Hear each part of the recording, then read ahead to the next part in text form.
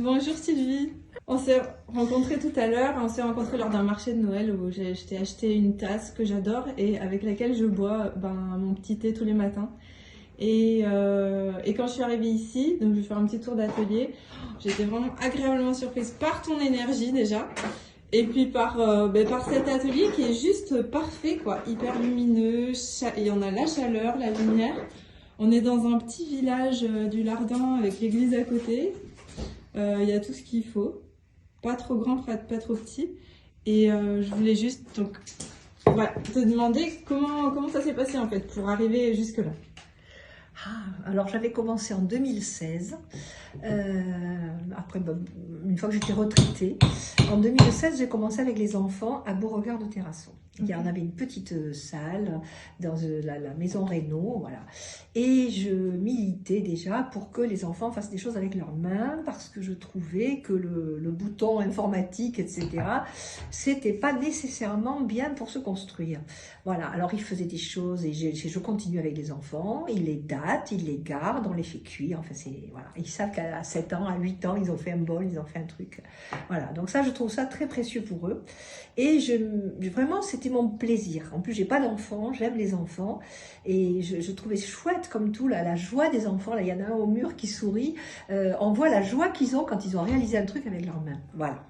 Alors ensuite, comment on en est arrivé ici? Eh ben, ça a commencé le projet ensuite a évolué parce que je me suis dit que je ne pouvais pas acheter un four, on n'avait pas les moyens, c'était une toute petite association.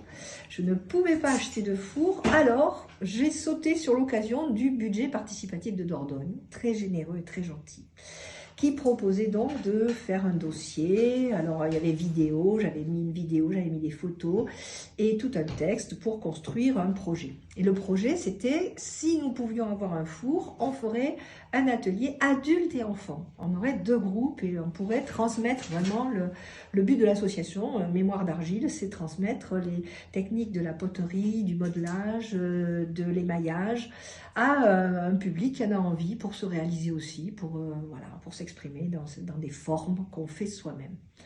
Voilà, donc on a fait ça en 2022, j'ai fait toute une campagne, on est allé avec le bus qui passait dans toutes les communes, essayer de faire signer le plus grand nombre de gens, on avait 470 voix, et je disais à tout le monde, c'est pas la peine, on est le 5e, on n'arrivera pas à être pris sur la liste, j'avais perdu complètement l'espoir de gagner ce four. Et il s'est trouvé un truc extraordinaire, c'est que ils avaient de l'argent en plus qui n'était pas distribué. Et la liste de repêchage, on a été pris. Alors ça a été une joie immense, absolument inattendue. Et je me suis dit, bon, il faut demander quelque part. Alors je vois la maire du Lardin, je lui dis, écoutez, moi je suis locataire, je ne peux pas prendre ça chez moi. Impossible, argent public, lieu public. Voilà. Comme ce four ne m'appartient pas, qu'il appartient à l'association, il nous fallait un lieu. Et elle me dit, je n'ai rien. Puis elle cherche et puis elle me dit, mais si, le seul lieu que je peux vous donner, c'est l'ancienne mairie du Lardin-Saint-Lazare. Voilà, donc de Saint-Lazare. Et là, ils ont fait des travaux, ça a été vraiment chouette. On a fêté les 1 an, on a fait 33 fours, c'est énorme dans l'année. Donc je ne veux pas trop de participants en plus parce qu'on n'arrête pas de cuire et que c'est trop. Donc voilà. Mais en même temps, quand on en est quelques-uns et des petits groupes comme on a, c'est un régal parce que le lieu est petit, il est charmant, il est bien outillé, on a pas mal de choses, on peut faire vraiment, on peut trouver tous les moyens de décorer nos pièces comme on veut parce qu'on a beaucoup de moyens. Et voilà, tout simplement. Donc on a actuellement plusieurs groupes qui travaillent le lundi, le mardi, le mercredi, les enfants sont conservés aussi de 14h30, non de 14h à 15h30 les enfants. Le mardi c'est de 15 à 17 les adultes. Le lundi c'est le matin de 10 à 12 et le soir de 18 à 20. D'accord. Ça commence à être pas mal, voilà. Super. Et tu me parlais aussi de ton expérience donc comment tu t'es formée à tout ça. Ce qui était intéressant, c'est quand tu disais que toi, tu allais un peu partout et que tu allais apprendre auprès des gens qui t'inspirent finalement. Oui. Et que, enfin moi, ce que je ressens, c'est que ton élan aussi, il vit par le fait de faire passer beaucoup ce que tu sais faire, quoi. J'ai été prof déjà toute ma vie, et bon c'était autre chose, c'était la philo, mais j'ai toujours eu je crois qu'on reste prof quelque part quand on a été prof, c'est-à-dire qu'on a envie de transmettre. Voilà, c'est Les apprendre choses et ne nous transmettre. appartiennent pas. Les gens qui n'acceptent pas de donner, moi je trouve qu'on ne perd pas ce qu'on donne, au contraire, on le multiplie et on en a un retour intéressant. Là, Sylvie, par exemple, l'autre Sylvie du groupe, elle fait des choses très très intéressantes au niveau créatif. Elle a des idées très marrantes et très chouettes.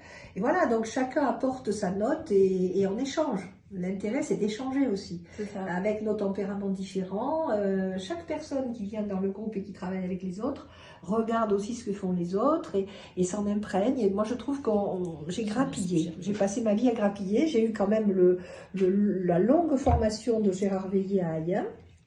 Et puis, j'ai eu quand même aussi quelques journées avec Sophie Oudebert, avec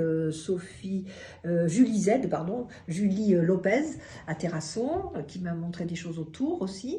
Voilà, donc moi je grappille beaucoup. Super. Et je trouve que toute sa vie on apprend. Donc moi je suis loin d'avoir encore le métier que je voudrais. Je pense qu'on apprend toute sa vie.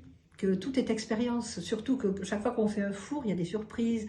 Un émail ne réagit pas comme on avait pensé, en fonction de ce qui est à côté, en fonction de plein de choses. Voilà. Donc en fait, on apprend tout le temps et on apprend sur l'expérience, dans l'expérience. Merci beaucoup. Voilà.